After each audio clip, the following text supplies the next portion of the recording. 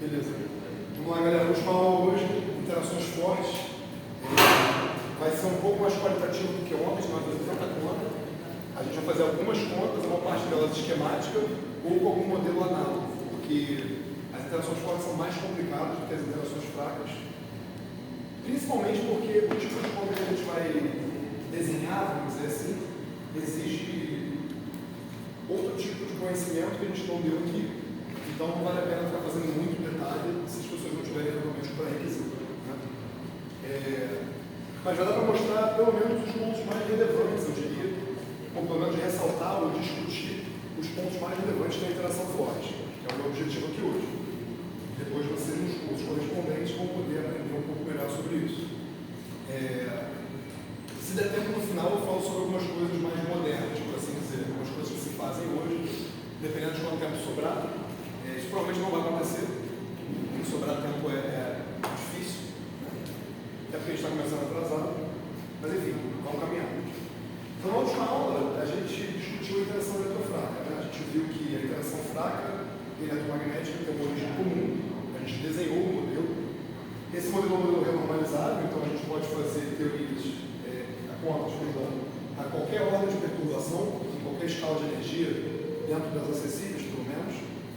É importante ressaltar que nós não sabemos até que energia a gente pode confiar no modelo padrão. Até hoje, não há nenhuma indicação experimental de que o modelo padrão esteja falhando na escala que a gente experimenta. Então, nós acreditamos que o modelo padrão pode valer até mais muitas ordens de grandeza acima do que a gente está experimentando hoje. Muitas vezes, quando nós fazemos contas para escalas de energia muito superiores, a gente inclusive usa isso como hipótese. A gente usa como hipótese o que eles chamam de hipótese do deserto, de que daqui até a escala de Planck não tem nada novo. Às vezes, porque se não tem nada novo daqui até a escala de Planck, quer dizer que não aparecem partículas novas, não aparecem interações novas, não aparece nada novo, você pode confiar no modelo padrão e só rodar a manivela. Isso é só uma hipótese. Então pode ser que na próxima geração de aceleradores ou na melhoria do LHC já apareçam coisas novas, podem aparecer partículas novas, podem aparecer interações novas. Então a gente não tem como saber, até experimentar. A gente tem como pensar, e a gente tem vários modelos que dão em tal escala deve acontecer tal coisa, esperamos que em tal escala talvez apareça tal coisa, a gente pode sempre teorizar. Mas enquanto não fizer o experimento, a gente não tem como saber. Então, isso é um ponto importante. As interações fortes são outro pedaço do modelo padrão, que não tem nada a ver com as interações fracas, com as eletromagnéticas. As interações fortes, como a gente falou no início do curso, elas dizem respeito a como que os prótons ficam juntos no núcleo, por exemplo. A estabilidade do núcleo. É uma interação de origem de escala nuclear, por assim dizer. De contornância. E extremamente forte. Então, o nome forte não é à toa. Tentou-se descrever a interação forte, né, no passado, como se percebeu que ela existia, de diversas formas. Uma delas, muito interessante, é uma descrição que o Carlos apontou, que hoje pode ser visto como uma descrição efetiva, como sendo alguma coisa parecida com o eletromagnetismo, mas que faria o papel do fóton seriam os pions. Vou fazer uma teoria cujos pions são mediadores, tem lá seus méritos e pode dar resultados aproximadamente bons, dependendo da escala que você dá. Mas não é uma teoria fundamental. Ela não é formalizada, da mesma forma que a teoria de fé, as interações fracas, não é. E não pode ser usada, portanto, para fazer previsões em todas as ordens, não diz sobre os blocos fundamentais da natureza, por assim dizer. Então, primeiro, vou falar um pouco sobre como é que as coisas começaram, né? Então, interações fortes, aula de hoje. Falar um pouco sobre a construção disso. Depois a gente vai falar sobre a teoria que a gente tem para essas interações.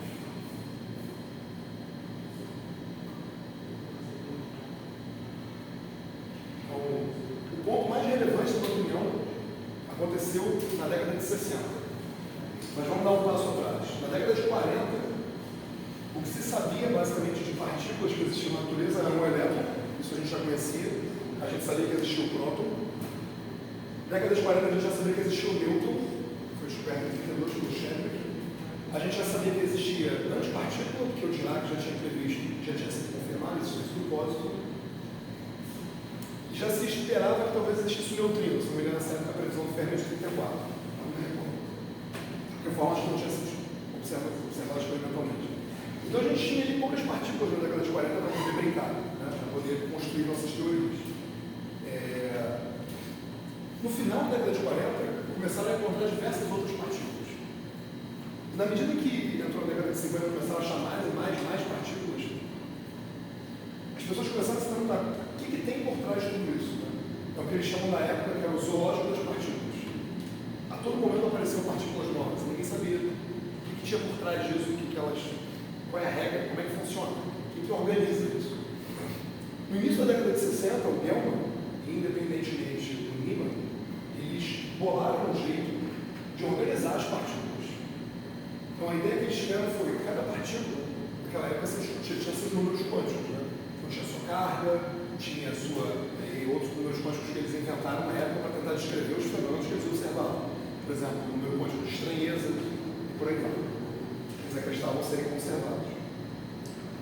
E o Gell-Mann percebeu que dava para você organizar essas partículas que se conheciam na época, já eram várias, em 1961, de acordo com seus números quânticos, basicamente. E conseguisse fazer elas no quadro, num desenho. Organizar todas elas de uma forma bem peculiar, por assim dizer. Então, o Gell-Mann e o Neyman, separadamente, propuseram a ideia do Eiffel-Touro.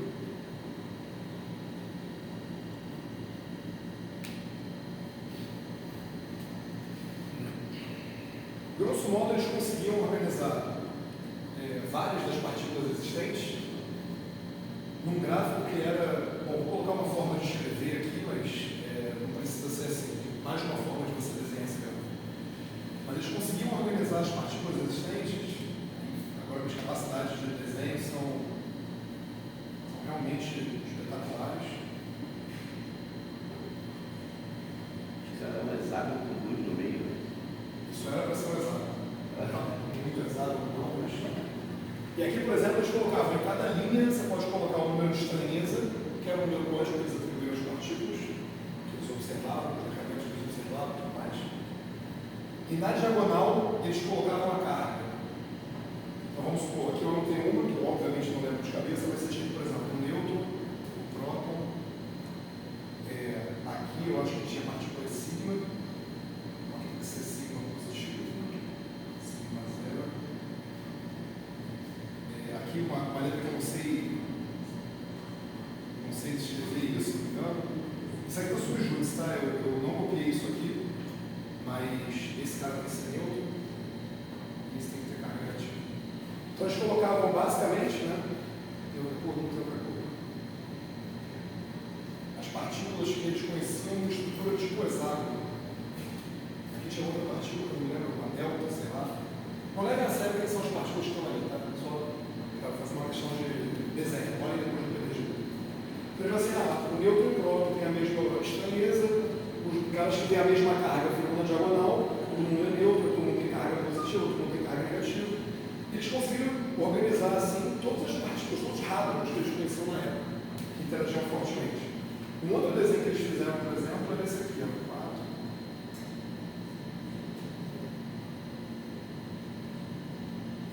Realmente preciso aprender a desenhar.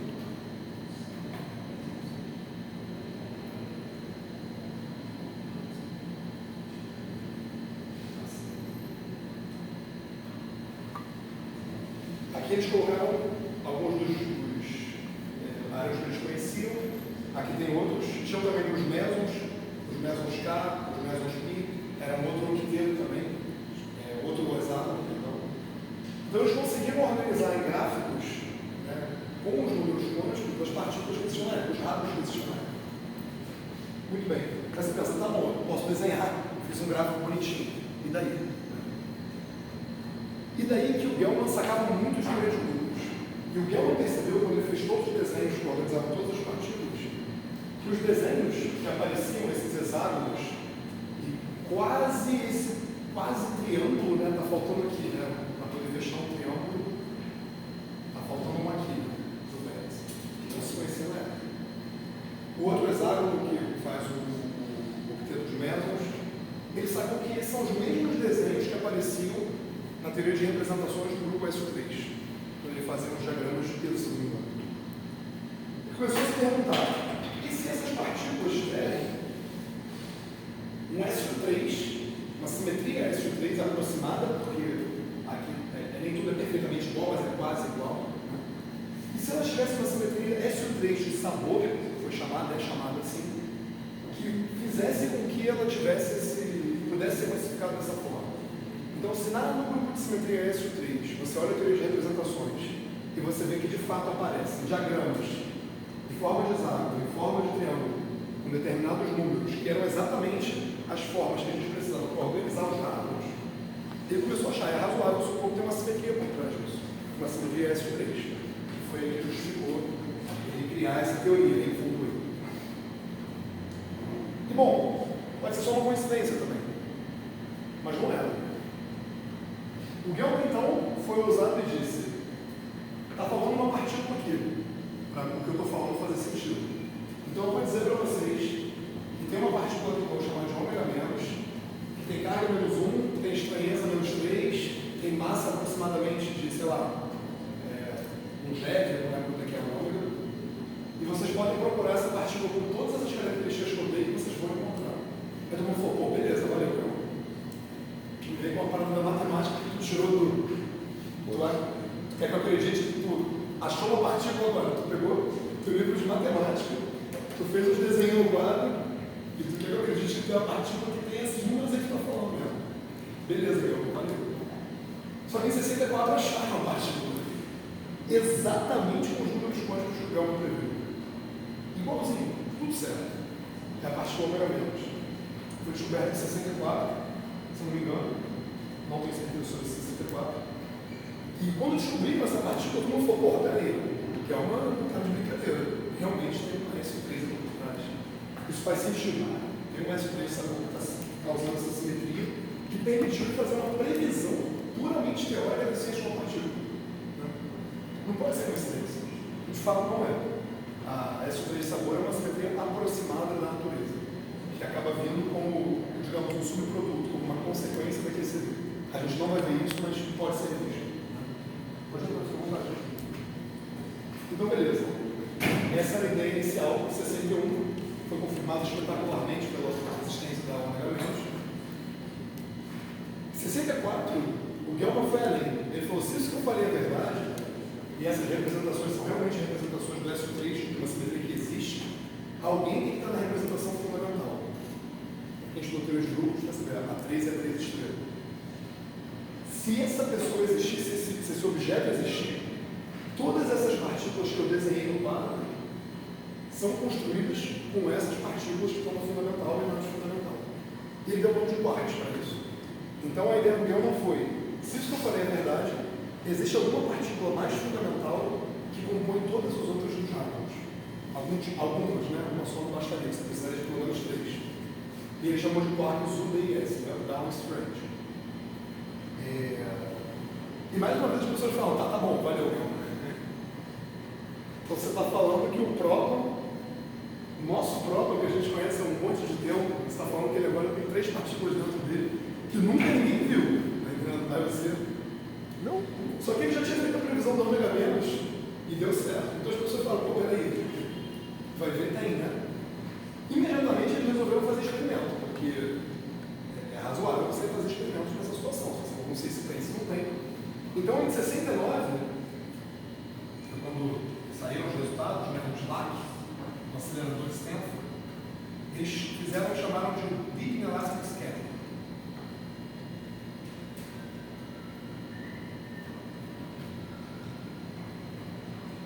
Esse é um nome muito bonitinho para você pegar elétron e empurrar no próton. Então o que eles pegaram elétrons, botaram no próton de alvo e bombardearam. Aí falaram: bom, se esse cara tem estrutura, eu vou ver que nem o Rutherford viu a estrutura do átomo. E tinha.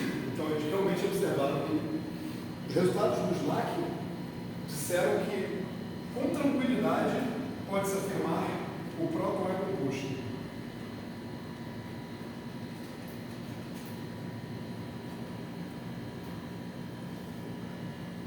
E a ideia do Gelman passou a ser agora muito mais interessante, porque ele já tinha cantado de que o próton tinha constituintes. Na época chamavam isso de partículas, pedaços, partes das partículas. Né? Hoje a gente sabe que os partículas, no fundo, são os quarks. Mais do que isso, eles começaram a fazer esse mesmo experimento em diversas escalas de energia e observaram um comportamento muito característico. Se eu não me engano, chamam de Bjork-Skinner.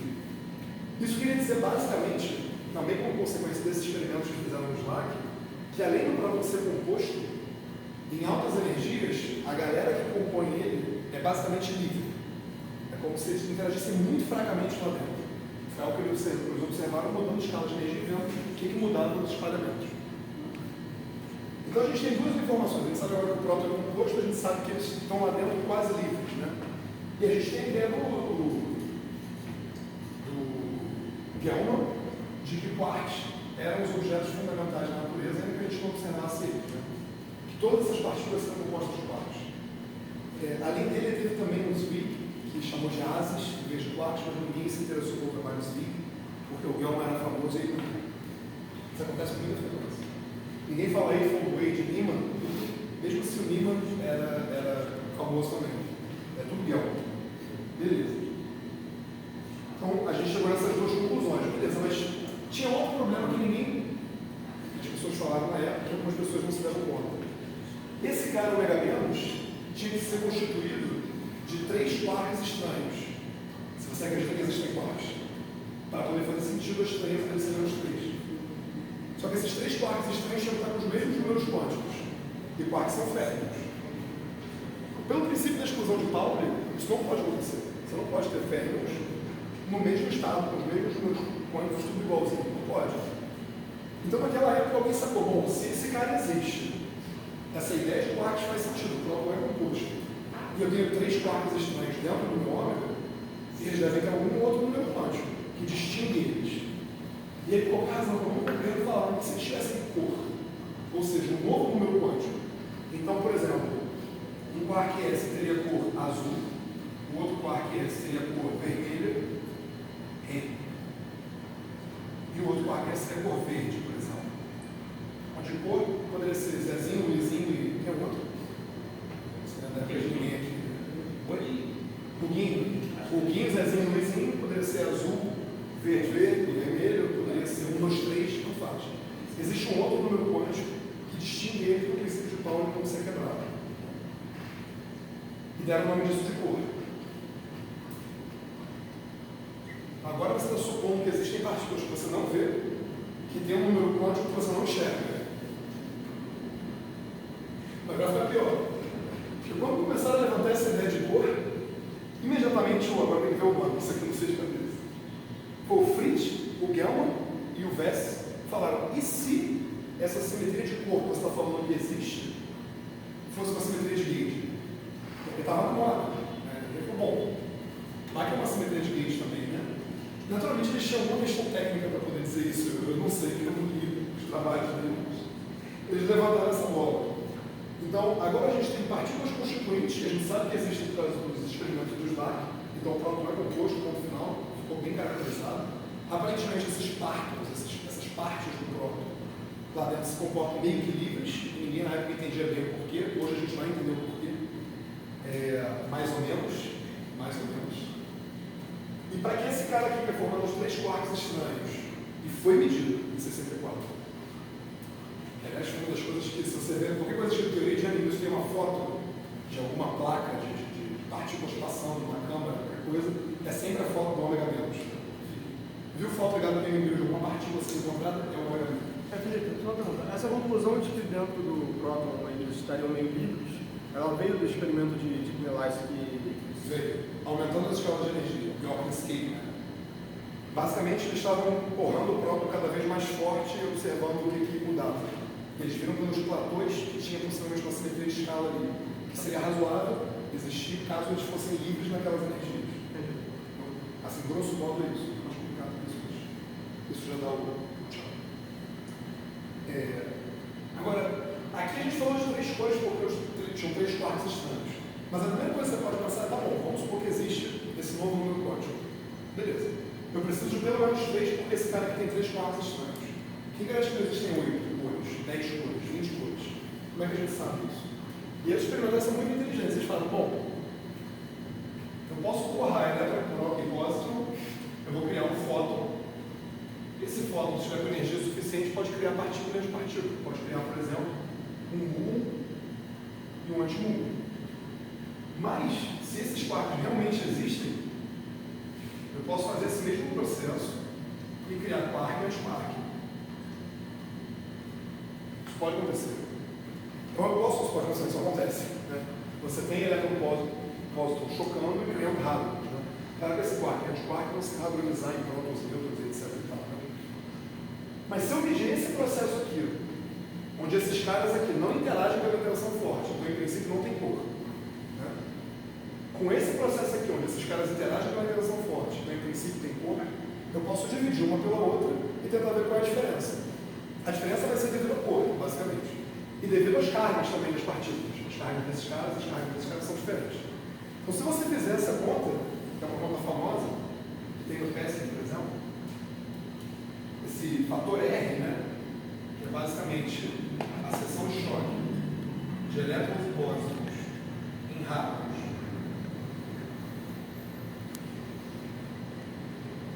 dividido pela seção de choque de elétron e pósitron em muons, por exemplo, você vai obter alguma coisa que é proporcional ao número de cores.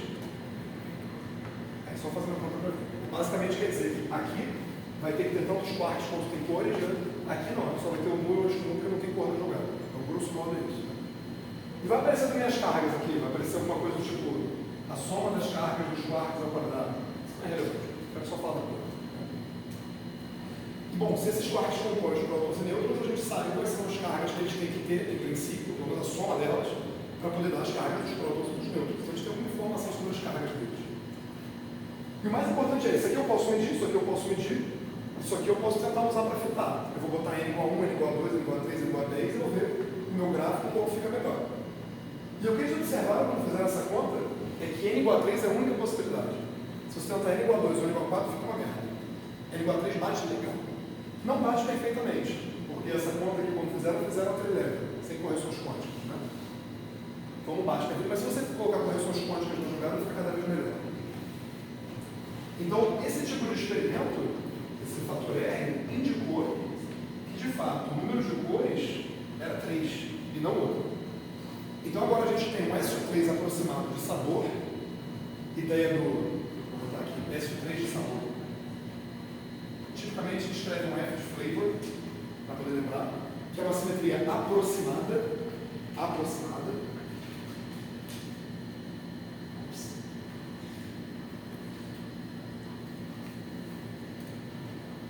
Isso aqui está indicando para a gente que a gente tem um SO3 de cor. E esse aqui, em princípio, é uma simetria exata.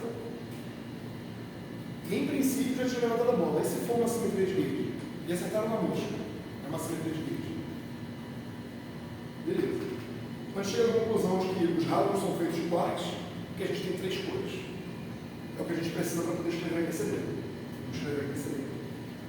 Vamos discutir ela. Agora a gente vai dar um pulo de uns 30 anos lá. A gente vai escrever aquecedor de forma moderna. Esse parador é muito bom.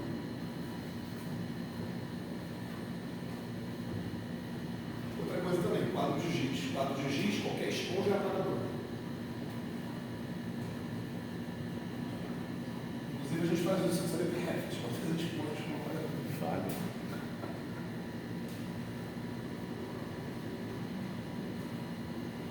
Vamos lá, eu não gosto de começar no estofado. Ô Felipe, você falou que ficou um tempo aí, tipo, você está dando um salto temporal. Mas... Não, da forma como eu vou escrever agora, eu vou escrever aquecedor como a gente conhece. Então, nesse meio tempo, o pessoal ficou ainda batendo cabeça com... Não, foi tudo isso é uma construção. Então, como eu falei aqui, isso aqui é, quer dizer, 61 ele dá o eightfold weight, 64 ele dá a ideia dos quarks. 69 confirma-se que o próton é composto. Né?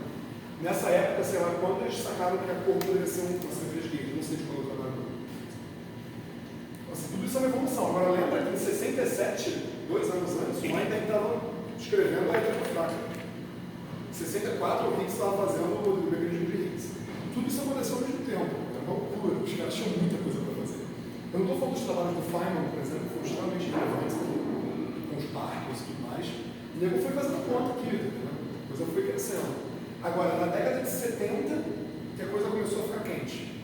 Por causa de outros trabalhos. Em 71, o Toft provou a normalizabilidade de teoria de News. Foi quando as pessoas começaram a olhar para a eletrofraca e começaram a olhar também para essa ideia de QCD.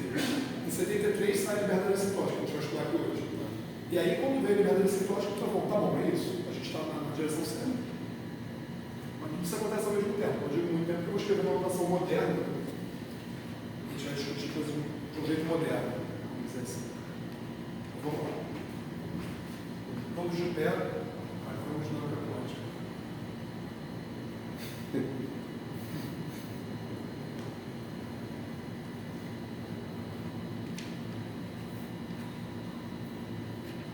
A famosa QCD. Ou CDQ. Ou CDQ. Só o chão. Então vou escrever. A Lagrangiana é basicamente uma teoria de gauge com um grupo SO3 de cor. E a gente cansou já de ver teorias de gauge aqui nesse curso, então a gente vai escrever já direto. Aqui eu tenho um termo tipo Maxwell.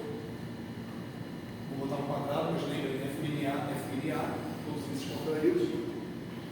Vou colocar um quark só.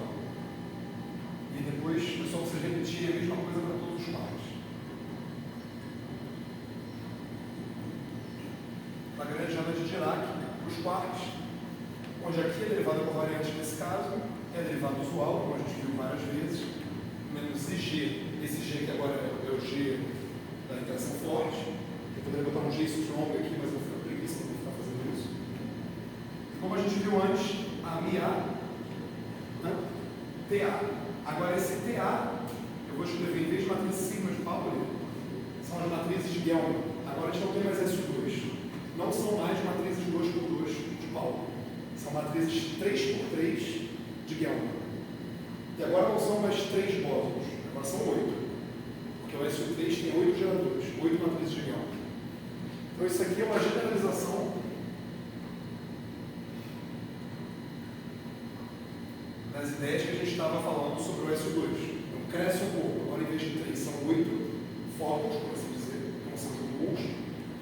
Em vez de matrizes 2x2 de Pauli, a gente tem matrizes 3x3 de Gelman, 8 graus, em vez de 2. Mas essas matrizes de Gelman, elas satisfazem o mesmo tipo de álgebra. Ups. Deixa eu cagar, peraí.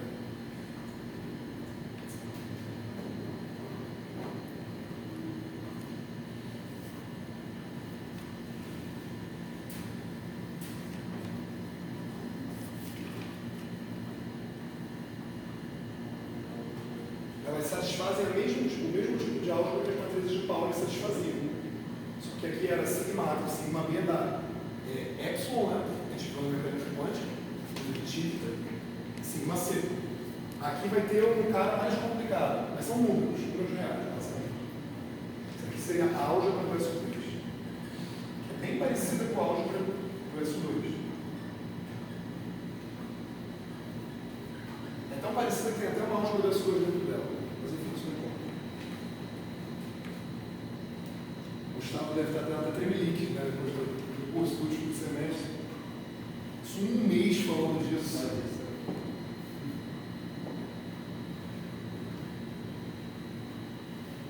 Vou fazer a revisão toda a aula. Toda a aula o Gustavo tinha que ver a mesma história nos primeiros 15 minutos que ele vinha ouvindo nas últimas semanas. É bom. Era para ter certeza que vai fixar. Aí eu ameaçava atacar um apagador neles se eles não respondessem alguma coisa. Eu estou falando isso há 20 dias, vocês não podem não saber. E esses Qs aqui são os quarks. O ponto importante aqui, em princípio, esses quarks, então, são férmions, os pilões de Dirac. Esses caras têm, vamos escrever então, que ele tem um índice de Lorentz, porque ele é um espilor. Né? Além disso, ele tem um índice de cor, de 1 a 3 nesse caso, pode ser 1, 2 ou 3, vermelho, verde, ou sei lá, azul. E além disso, em princípio, ele tem um índice de sabor, quer dizer, pode ser um quark U, pode ser um quark D, pode ser um quark S, a gente sabe que tem 6 quarks hoje. Então, vou botar aqui um índice de sabor, mas o Isso não vai, a gente vai falar de um quarto só. No que a gente for só do elétrico, a gente vai falar de um quarto só. O quarto só você não faz nada, né, basicamente. Mas...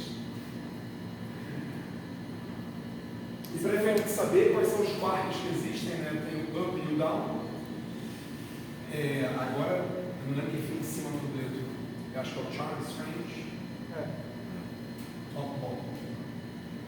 Não lembro se esses caras estão na ordem certa, mas esses são as 3 gerações de quartos, da mesma forma que a gente tinha 3 gerações de elétrons. Né? O elétron é seu neutrino, o muon é seu neutrino, o tau é seu neutrino. Aqui a gente tem o up e o down, esses são os caras que fazem o próton e o nêutron. E aqui a gente tem os irmãos dele mais pesados e mais estranhos. Né? Esse aqui é o mais estranho de todos, é tão estranho que chama de estranho. Esse é charmoso. Top bottom é porque acabou, acho que a criatividade, o que está em cima chama de top, o que está embaixo chama de bottom, é isso. Já estava mais rápido, não. O Charles Strange tem uma história mais razoável de descoberta, de saber que tinha algum número conservado, de ter algum cara ali. O Charme, tá ligado, como eu falei com vocês, já tinham bolado que talvez ele existisse, ele foi confirmado, teoricamente ele foi realmente afirmado pelo Glashow e Leopolds em Miami, porque precisava da existência de mais um quarto para que tivesse uma supressão das correntes neutras que tocavam no sabor. Então, por um mecanismo, já sabiam que esse cara devia estar na jogada, descobriu em 74 ele, e foi chamado de November Revolution. Antes do Strange? Não, o Strange já era conhecido. Não me lembro quando que acharam ele, mas eu acho que foi anterior. Acho que o Charme é mais pesado. O top foi o cara mais difícil de achar, porque ele é muito pesado. Ele tem 173 jack. Acharam o top, se não me engano, 95. Porque tinha que ter energia suficiente para criar top. Então você tinha que fazer uma coisa com realmente altíssimas energias. Aqui existe uma distância gigantesca de escala nas massas esperadas desses quartos. Só para efeito de comentar, o up acredita que tem em torno de 2 metros. O down tem em torno de 4 metros. O Strange deve ter já alguma coisa da ordem de 100 metros. Já deu um pulo maneiro. Para o Charme, já deve ser na casa do Jet. Já é outra ordem de grandeza maior. O bottom eu não lembro, e o top eu sei que tem 173. Jet. Então assim, esses dois caras têm uma massa muito próxima. A desse aqui já tem duas ordens de grandeza, mas ainda está dentro da mesma.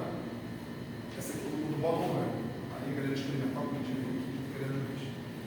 Esses 3 caras aqui são os caras que fazem existir o S3 de sabor, basicamente. Esses 3 caras são pesadíssimos, então são difíceis de achar. Vou decair muito rapidamente. Beleza. Então vamos agora falar sobre aquecedor. Falar uma coisa que eu julgo muito importante. Felipe, Oi. nesses índices aí, você pode repetir, por favor? Claro. Esse inicial foi o índice de Lorentz. Por que ele está aqui? Ele está aqui porque esse quark é um espidor de Dirac.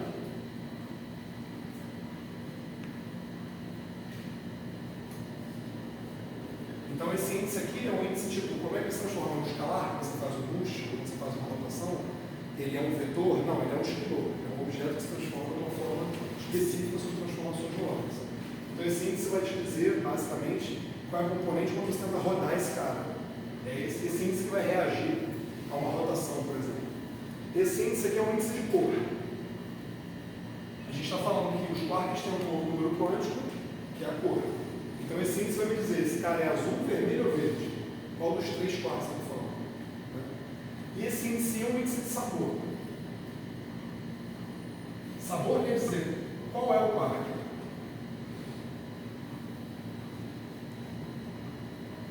Ou seja, é um up, é um down, é um charm, é um strange. Você pode manter esse como sendo qual desses caras é. Você pode escrever tudo isso com o que é só, mas no fundo você tem que lembrar que ele dentro tem 6 quartos diferentes. Cada um com suas massas, cada um com suas interações, etc. Então.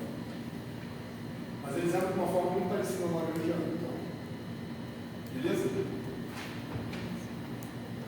que a gente escreve aqui é só, né? Representa isso aqui. Beleza?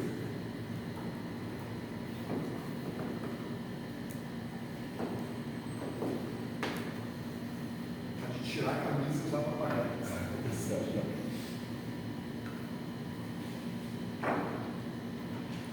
Bom, então vamos falar um comentário, porque isso aqui é a Lagrangiana clássica da QCD. Se vocês forem fazer alguma conta a nível quântico, está faltando coisa aí. Eu vou comentar sobre as coisas que estão faltando. A gente não vai fazer a conta explícita, mas eu vou dar um cheiro para vocês. Beleza? Quer assistir a aula da Marcela? Vai ser a aula 1 da Marcela, provavelmente. Feito de uma forma cagada, porém intuitivamente interessante. Então vamos lá. O ponto é o seguinte: se você pegar aquele primeiro cara lá, pontinho aqui rápido. Isso aqui é igual a menos 1 quarto de DMI DMI mais G FABC AMI BC. Isso aqui vezes ele mesmo, total quadrado por isso. Tá? Então esse aqui é o tensor de Maxwell, por assim dizer, da cromodinâmica quântica. Ele carrega uma parte que é igual à parte do eletromagnetismo, DMI DMI, mais um pedaço de auto-interação, por assim dizer, que a gente discutiu que aparecia no computador do amigo ali. Como eu disse, era a graça e o pesadelo, né, das teorias geométricas. Calma, é ABC que você botou, né? É ABC. FABC, AMB, ANC. A letra é feia, desculpa. Tem que sobrar um A. Tem que sobrar. Se eu quero saber como é que essa partícula se propaga, eu não preciso olhar para a parte de interação. Eu quero só saber a parte quadrática. A gente já vem discutindo isso. Então, quando eu tomar esse cara vezes ele mesmo, se eu não quero saber sobre interação, eu posso só desligar esse acoplamento G, como se não estivesse interagindo. Então, vamos tomar aqui vamos pegar um pedaço desse cara, que é o pedaço que vai dizer como a partícula se propaga, ou seja, o setor quadrático da teoria. Eu vou desligar esse G, vai sobrar basicamente o Maxwell. Só que agora esses caras têm cor, mas é Maxwell. Então, isso aqui contém alguma coisa do tipo menos 1 quarto de DMI ali, menos DMI ali, vezes DMI ali, menos DMI ali. Tem todo mundo aqui incorporado. Em princípio, a cor vai ter papel muito, eu vou parar de diferenciar já na próxima linha. É basicamente o Maxwell. Tá? Agora, aqui esses índices deveriam estar em cima, tá? Sempre que tiver um embaixo, tem que ter outro em cima. Eu nunca vou escrever isso, mas todo mundo sabe que tem que ter. Tem um colega meu do passado que, se todos se escrevesse, se ele parava a aula, por favor. Tá bom. Mas você escreve o índice tem que ter em cima. Então, vamos agora integrar por parte. Eu vou multiplicar essa brincadeira. Isso aqui vai mudar. Vamos lá. Primeiro, vamos ver o seguinte. Aqui eu posso pegar esse cara vezes ele. Vamos lá. Então, isso aqui é igual a menos 1 quarto de DMI ali. A. DMI ali. Menos DMI ali. A. E teria um outro pedaço vindo aqui. Só que se vocês repararem, esse outro pedaço vai dar uma contribuição. Se eu pegar esse cara vezes essa galera, menos esse cara vezes essa galera, vocês trocarem mi por mi, vocês vão ver que eles vão dar a mesma contribuição. Então, estou afirmando para vocês, vocês podem conferir em casa. Se eu pegar essa contribuição e agora pegar essa segunda contribuição, vão dar a mesma coisa. Beleza? Então, vou botar um vezes 2 aqui. Agora, eu quero deixar alguma coisa do tipo campo, bagulho, campo. Eu quero calcular o propagador. Então aqui eu estou com um problema, porque aqui eu tenho campo com uma derivada. O que eu vou fazer? Eu vou integrar por partes. Então eu vou pegar essa derivada e vou considerar aquela regra do produto ao contrário, né? Em vez de fazer derivada de AB igual a derivada de A vezes B, mais A derivada de B, eu vou fazer o passo contrário, vou integrar por partes. Então esse 2 já vai cancelar com esse menos meio aqui, vamos adiantar a vida. Vai dar uma derivada total do monte de tralha, que eu vou ignorar solenemente, porque eu estou dentro de uma ação integrada, não quero de borda, menos, vai pegar esse menos, vai virar mais, ali, A, e agora a derivada toda aqui, vai me dar DI, ali, menos, DI, ali.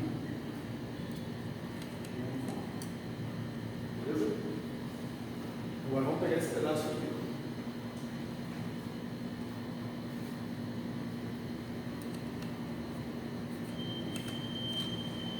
Aqui tem um ani e tem um ani. Esse DNI com DNI eu vou chamar de caixa, como a gente definiu outra vez. Vou dar um betiano.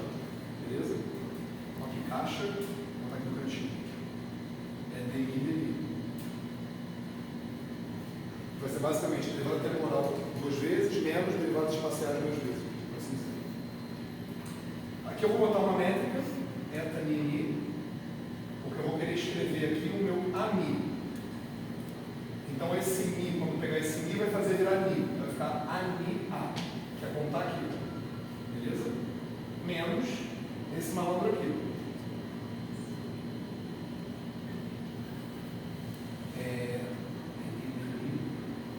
Segura o espaço pra cacete. E aí que é o A. Então, bom, consegui. Eu tenho um cara tipo meio, campo, objeto, campo. Para quem já fez curso superior de campos, é o que a gente precisa agora entender para calcular o propagador. Muito bem. Só tem um detalhe que está faltando. Então, eu quero inverter esse cara que está aqui no meio, no miolo. Vou chamar esse cara de O.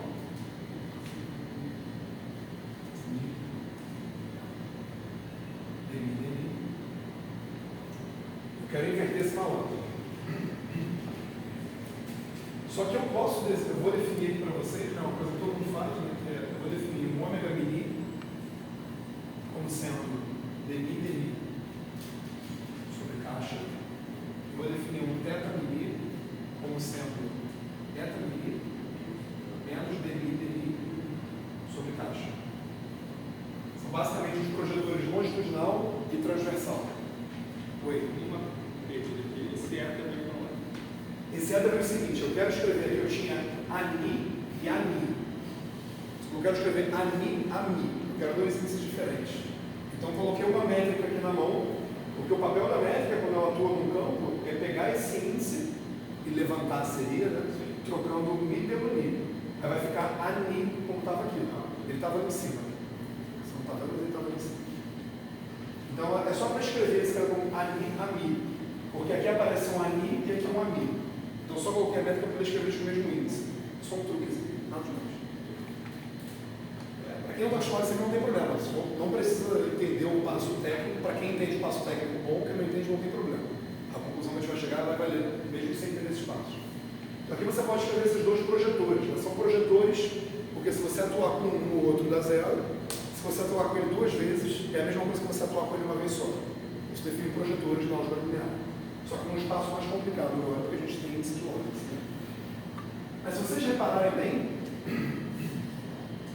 isso que a gente escreveu aqui, no fundo, eu posso colocar essa caixa fatorada, isso vai me dar eta mi menos dmi caixa, e esse cara aqui é exatamente o que eu disse que era um projetor transversal. Ou seja, o cara que eu tenho aqui no meio, no fundo, é um D'Alembert-Tiano vezes um projetor transversal. Se ele é um projetor transversal, quer dizer que eu não tenho ninguém na componente longitudinal. Ou seja, é 0 vezes componente longitudinal. Isso no eletromagnetismo está bom para a gente, porque o fóton realmente é transverso. Né? Não tem nada de errado nisso. Aqui a gente tem uma coisa análoga. A gente está vendo que o setor quadrático desse termo de Young-Lewis, ele é transverso. Então ele é bacana, isso é bom. Só que se eu quero inverter esse operador aqui, o jeito padrão de inverter o operador é você escrever ele com projetores e inverter os coeficientes dos projetores.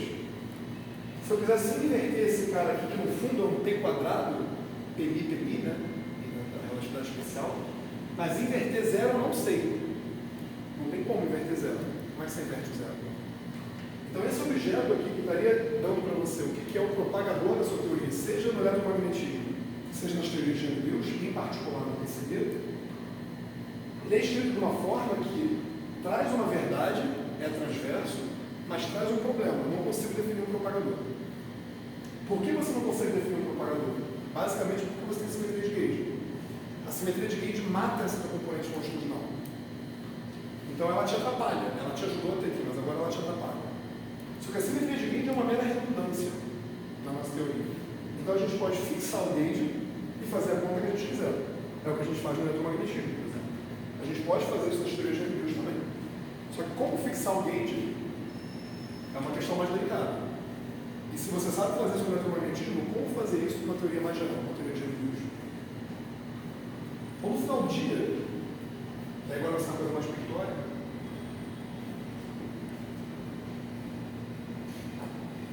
se você vai fazer uma análise a nível quântico, de novo, uma coisa técnica, mas quem não entendeu não tem problema, só tem que pegar a mensagem, né?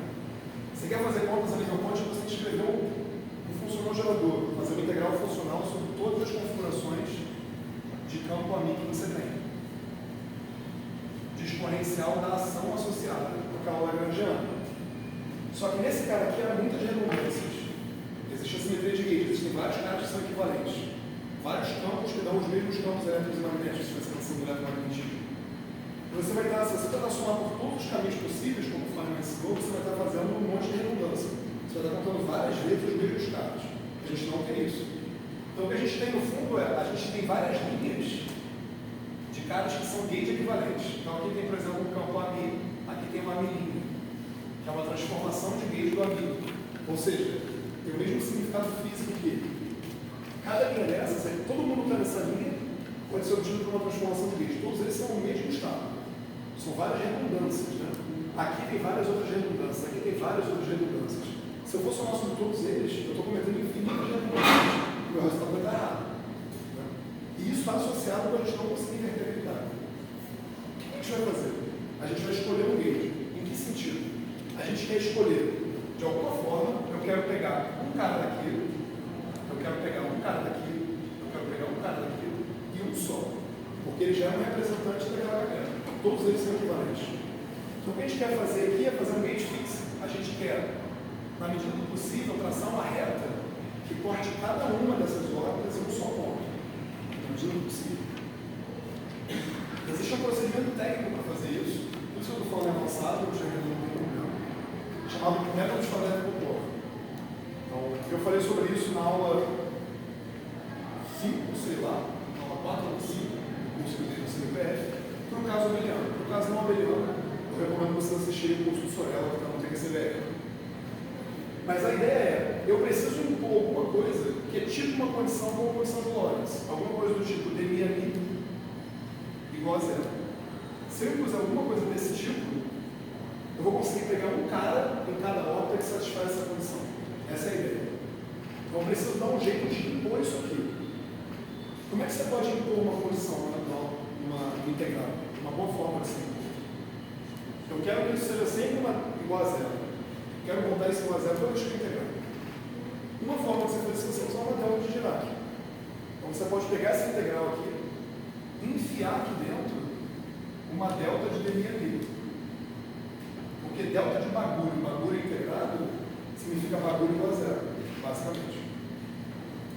Então a ideia grosseira é você vai enfiar uma delta aqui dentro. Só que vamos fazer um passo aqui sem nenhum rigor. Vamos supor que eu quero escrever o número 1 de um jeito esperto. Eu vou escrever o 1 que eu posso escrever assim. Integral em dy e uma delta de y.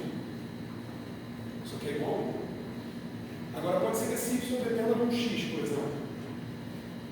Então eu posso escrever isso aqui ainda como sendo. Aqui, vamos supor que y é igual a y x. Eu posso escrever isso aqui então como sendo dx, dy, dx. Fiz uma mudança de variável aqui, porque tem uma dependência dentro da função. E agora esse meu delta depende de y de x. Isso aqui ainda é igual. Ou seja, se eu estou metendo uma delta aqui, integrada num x, e esse x está lá dentro da dependência do meu funcional, eu tenho que levar em conta o jacobiano. Essa é a moral da história. Estou fazendo aqui de um jeito meio cagado, mas dá para fazer de forma tecnicamente mais rigorosa. Então, se eu estou enfiando uma delta que vai impor essa condição, eu tenho que colocar o jacobiano também. Senão eu vou estar errado, está perdendo alguma coisa. Beleza? Então, aqui tem que aparecer um jacobiano, alguma coisa da forma determinante dessa condição aqui, vou botar aqui um delta de dmi a mi. Aí esse delta vai dar confusão, né? É uma variação. Com respeito a algum parâmetro. Vamos dizer assim. Grosso modo. Tudo bem sketch. Né? Ou seja, eu posso pegar minha integral funcional, restringir por uma determinada condição, desde que eu leve em conta um fator jacobiano, que nem eu tenho que levar em conta aqui. Se fizer uma mudança de integral simples, mudança de variável simples. Beleza?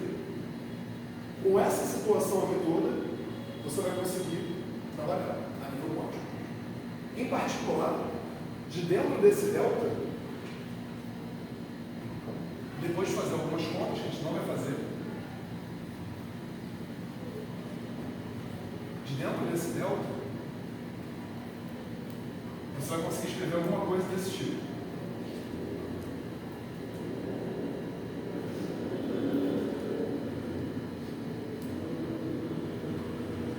E de dentro desse determinante esquisito, você vai conseguir escrever isso usando variáveis de Grassmann, que são uma coisa complicada.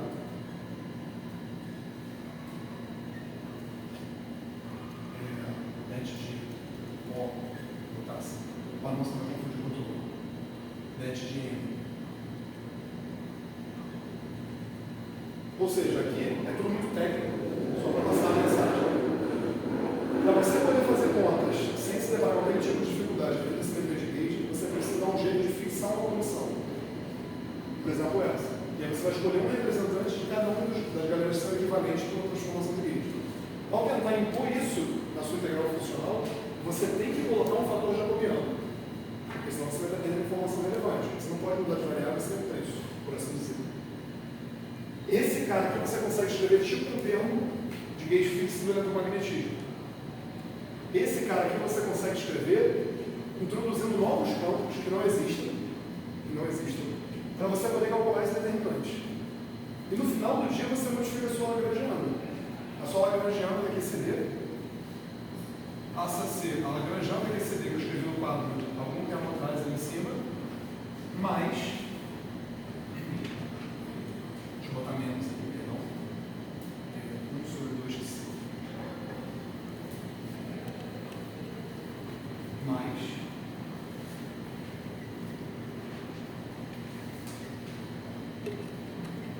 então não precisa entender como faz a conta, eu estou justificando. Então, se vocês começarem a pensar em nível quântico, devido à simetria de gauge, vocês vão precisar suar a camisa para poder encontrar uma coisa que faça sentido. E ao suar a camisa, vocês vão ter aquela lagrangiana que eu escrevi aqui em cima, que aparecia ali no clássico, mais novas contribuições. O papel dessa contribuição aqui é fazer essa escolha das órbitas, é fixar o gauge. E o papel dessa contribuição aqui é calcular o determinante jacobiano que aparece correspondentemente. Beleza? Esses são os famosos fantasmas que aparecem na QCD, nas teorias de números em geral. O papel deles é calcular o determinante. Se algum de vocês aqui achar um jeito melhor de calcular o determinante, a gente não precisa deles. Porém, eles têm um papel fundamental. Porque se você jogar eles fora, você jogou fora aquele determinante. E ele tem papel não trivial nas contas que a gente faz. Depois que eu faço isso, não tem mais simetria de calibre aqui, porque esse termo aqui não é invariante de calibre. Ele quebra a simetria de calibre. A gente fez isso de propósito, porque a gente quer poder calcular aquele propagador. Se vocês refizerem aquela conta com esse termo aqui agora, vocês vão ver que não vai aparecer mais aquele zero. Beleza? Interessantemente, mesmo depois da simetria quebrada, ainda sobra uma simetria que é mais profunda, que é a chamada simetria BRST, que o João não está aqui no tempo da última vez. Então isso aqui ainda tem uma outra simetria que a gente não vai discutir.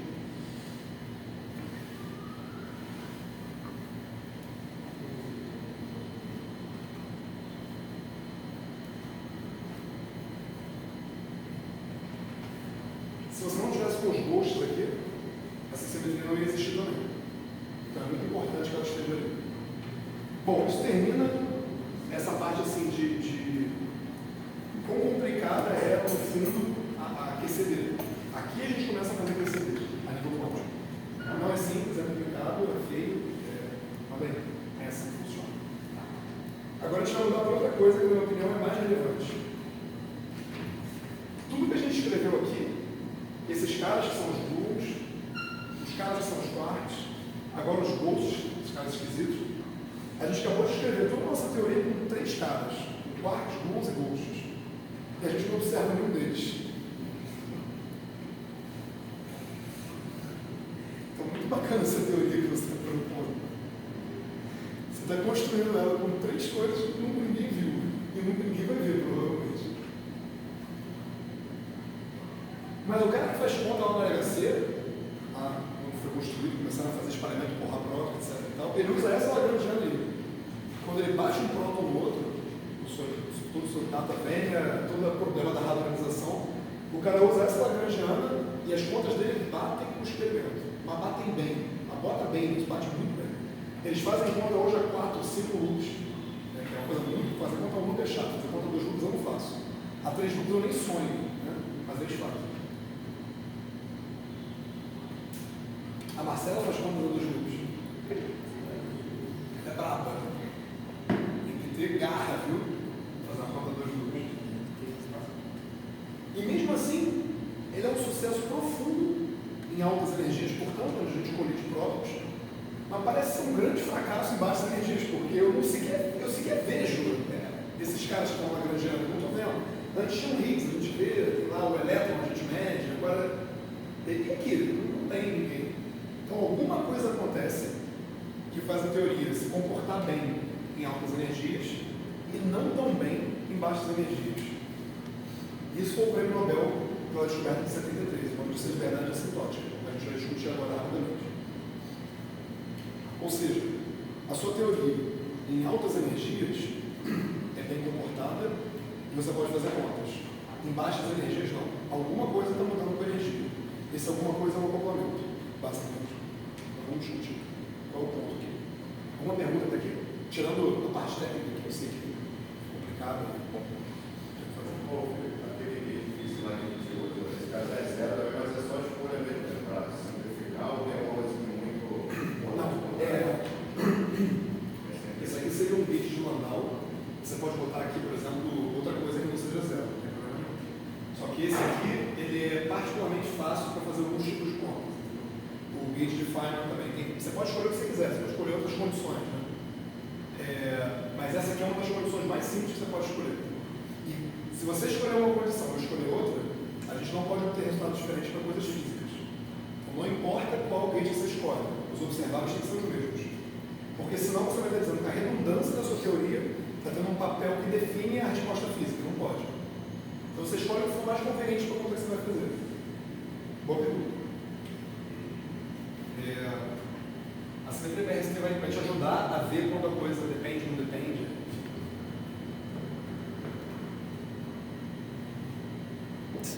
É para passar raiva. Né? Tem que apagar na vertical. Né? Você tentar apagar na horizontal.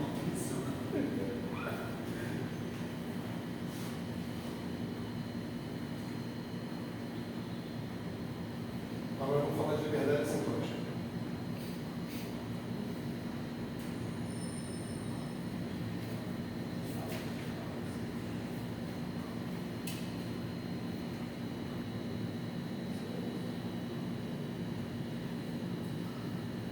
Beleza.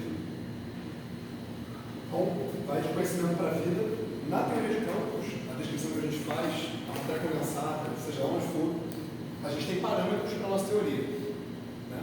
Tem a massa, tem o acoplamento, tem a carga, tem tudo. O que ninguém conta para a gente é que as constantes de acoplamento não são constantes. Então, na teoria de campos, todos os parâmetros dependem da escala. Na matéria condensada também, em qualquer lugar, é assim que é o mundo. Então, o que é o acoplamento do elétron em um fóton, um eletromagnetismo, o que é a constante de estrutura fina? Todo mundo fala, é 1 sobre 137. 1 sobre 137 em que escala de energia? Na nossa, é verdade. Se você subir, por exemplo, a 1 TeV, não é mais 1 sobre 137. Provavelmente é maior, provavelmente não, é maior. Não importa se é maior ou menor, é diferente. As massas também, os acoplamentos todos são assim. Então, na teoria de campos, as coisas dependem da escala de energia, os parâmetros dependem da escala de energia. O acoplamento que aparece, não aparece aqui, está dentro da derivada covariante, aquele Gzinho, também é assim. Né? Ele também depende da escala de energia. E a gente vai ver que a grande sacada, que foi do Wilczek, do Gross e do Politzer, foi perceber que esse G depende de tal forma que quando você começa a crescer energia, esse G fica cada vez menor. Então a teoria começa a ficar como se ela fosse livre, se você está em altíssimas energias. Mas espera aí, no Deep Elastic Scattering a gente viu uma coisa parecida. Em altas energias, os partículas se comportavam como livres. Então é compatível com o que a gente viu lá. A contrapartida disso é, se você começar em baixas energias, esse acoplamento, em vez de diminuir, ele cresce. Então, se ele começa a crescer muito, suas perturbações não funcionam bem. E você não espera que a sua lagrangiana de partida te dê uma boa aproximação com primeira ordem de perturbação. Então, faz sentido em baixas energias que essa lagrangiana não está dando boas respostas. Se o acoplamento não é fraco, não tem por que você prestar na primeira ordem de perturbação. Na expansão perturbativa como um todo, vamos colocar assim. Então vamos fazer aqui uma conta toy model, vamos dizer assim, para poder ver como é que a coisa depende da energia e poder ver algumas coisas que a gente vai ver exatamente no TCD. Então suponha que vocês têm uma teoria qualquer, a teoria do Gustavo, que tem um parâmetro A que ele vai usar para fazer as expansões dele. Então vai ser um acoplamento. O parâmetro A é como se fosse o acoplamento eletromagnético. Eu posso dizer o seguinte: existe uma função chamada beta de A, que vai dizer basicamente como é que esse acoplamento, esse parâmetro de expansão A, depende da energia. E aqui eu vou botar μ como sendo uma escala qualquer. Então vamos interpretar como energia, isso que importa. Então esse cara aqui vai dizer como que o A varia com essa escala. Né? A gente coloca um μ aqui multiplicando só para dar uma dimensão certa, porque esse cara aqui, a gente vai supor que não tem dimensão, que ele é um número. Então, se eu estiver derivando por uma escala de energia, eu vou mudar a dimensão dele. Então, para poder compensar, eu multiplico pela mesma escala de energia. E aí ele continua dimensional, continua sendo um número. Basicamente isso. Se eu acredito em teoria de perturbações, eu vou afirmar para vocês que eu posso escrever esse beta como sendo alguma coisa do tipo um parâmetro beta 0 vezes A quadrado, mais um parâmetro beta 1 vezes A ao cubo, mais tem uma sutileza aí. Por que eu não comecei da ordem A? Comecei da ordem A quadrado. Porque na prática, qualquer contribuição a nível quântico vai envolver pelo menos dois acoplamentos. Você não vai conseguir fazer um núcleo, né? Se você não tiver ali dois acoplamentos para você poder brincar, se você estiver falando de interação, não de propagadores. Mas é uma questão técnica. Então, uma contribuição proporcional A será uma contribuição do tipo trileve. Não vai aparecer uma função beta nunca. Quem é o A pode depender de teoria da teoria. Eu já vou comentando. Se você tiver, por exemplo, no eletromagnetismo, quem faz o papel de A não é o E, é o E quadrado. Né? É a constante estrutura fina que vai aparecer o parâmetro de expansão. Mas são detalhes técnicos, né, para quem é mais avançado. Então vamos lá. Bom, eu tenho um cara que vai me dizer como é que meu acoplamento se comporta com a energia. Eu estou afirmando, se eu puder fazer teoria de perturbações, eu posso escrever ele como sendo uma expansão perturbativa. Tem um detalhe técnico, porque eu estou começando em A quadrado, não importa, acredito. Eu posso começar em A quadrado.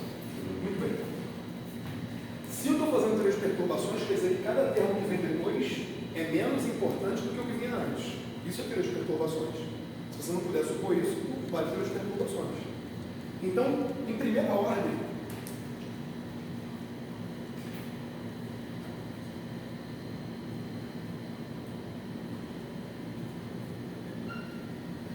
a gente pode escrever que essa beta é aproximadamente beta 0 a 2.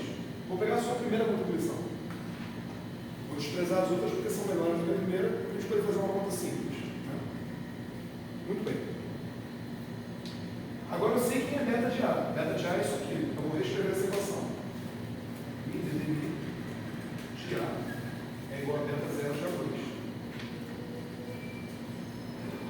Agora eu posso malandramente reescrever isso aqui da seguinte forma. Não tem matemática na plateia, imagino.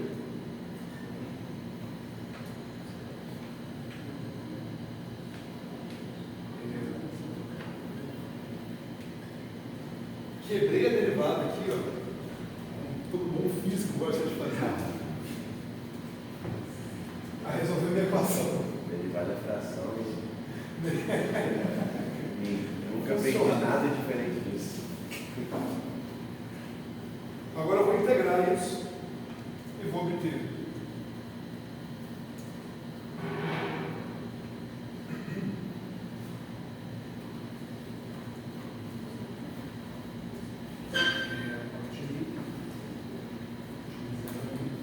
Basicamente.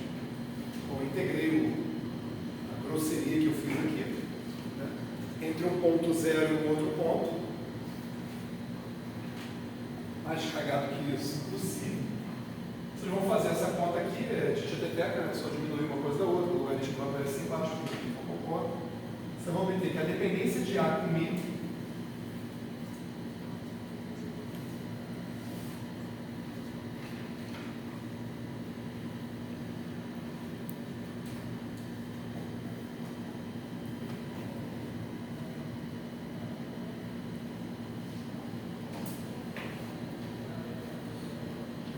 aproximado aqui para você tão canalha.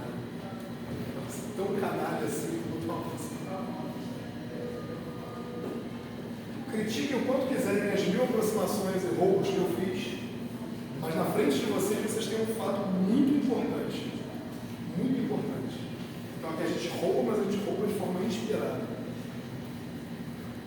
Se vocês já fizerem a conta com calma, vocês vão ver que chega nessa expressão, e a expressão é realmente muito legal, porque se você olhar para o sinal dessa beta zero, para o sinal, não importa se é 1, 2, 10, caguei. Né? Mas se ela é positiva ou negativa, faz toda a diferença. Então tem uma frase que eu acho que é muito apropriada. Eu copiei aqui. Um coeficiente beta zero governa o destino do acoplamento.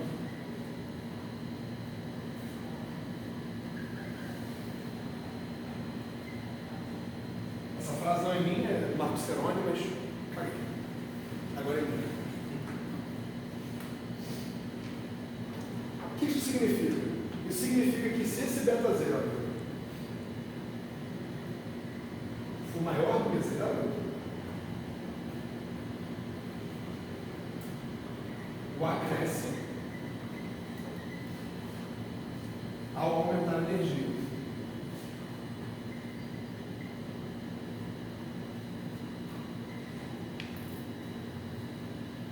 Se esse beta zero for menor do que zero,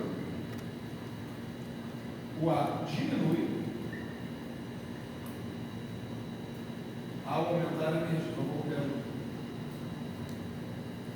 Então, o simples sinal do beta zero, que é o primeiro coeficiente na expansão perturbativa desse objeto que eu estou definindo, vai te dizer qual o comportamento do seu acoplamento em altas energias. Quando você cresce a energia, ele diminui de valor, ou quando você cresce a energia, ele aumenta de valor. A energia aumenta. A energia seria o mínimo, isso. Então aqui, se você começa, se ele é positivo, bom, como vocês plotam em vez, acho que é mais fácil. Nós podemos fazer, se o beta é positivo, eu sempre volto isso, vamos lá. Eu vou crescer o mi. Se eu crescer o mi, eu cresço o log.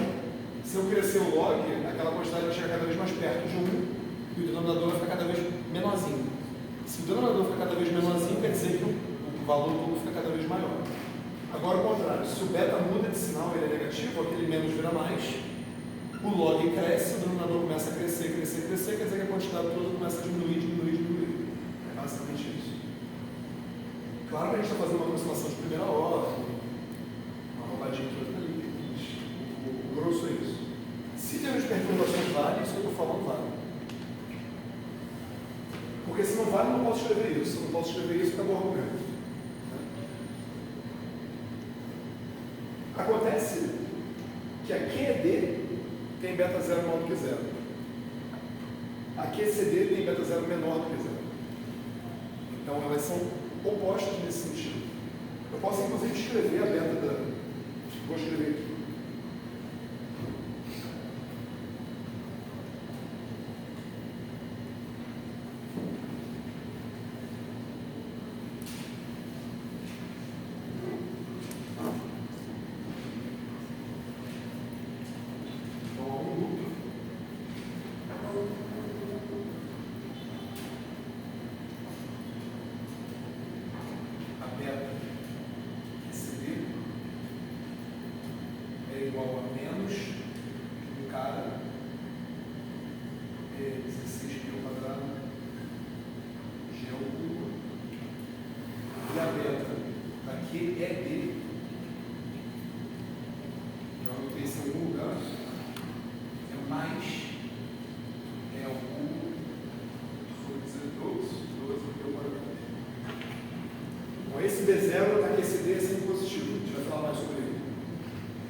Então aqui a beta da QCD basicamente vem com sinal de menos e a beta da QED vem sempre com sinal de mais. Então o comportamento delas em altas energias é completamente oposto. E dá para ver já nessa primeira aproximação como é que tem que ser. Então se esse cara aqui é positivo no final do dia, né, quer dizer que tem que crescer, crescer, crescer com energia. Se ele é negativo, tem que diminuir, diminuir, diminuir. Beleza? Então a QCD tem essa propriedade, né? Tem um detalhe mais que eu quero fazer antes de seguir para as expressões da QCD de verdade. Um comentário técnico, para quem percebeu, aqui começa com G3 e E3, e não com A2 ali. Né? Só que aquele A, no caso daquele QCD, é o complemento ao quadrado. Então, quando você faz, vai ficar tipo um A quarta, mas na beta também vai aparecer um A. Então, quando você fizer a regra da cadeia, vai virar um A3, um G3, perdão. Só para saber. Quando eu fiz a primeira vez, eu falei, ué, tu falou que começava com A2, agora tu está botando no G3. Mas é porque quem é o complemento de expansão é a constante estrutura firme, não é o E em si. Só esse detalhe técnico. Um outro detalhe técnico, que é a pessoa mais chata, quando olha a expressão, fala, tá bom, filho, bacana. E se esse cara aqui der igual a 1? Aí deu merda, né? Porque vai estar dividido por zero. De primeira aproximação, pelo menos. Então vamos ver o que é dar igual a 1. Eu vou dizer que é 1. É igual a beta zero. A de I zero. Log de π sobre zero. Isso aqui é a mesma coisa que dizer que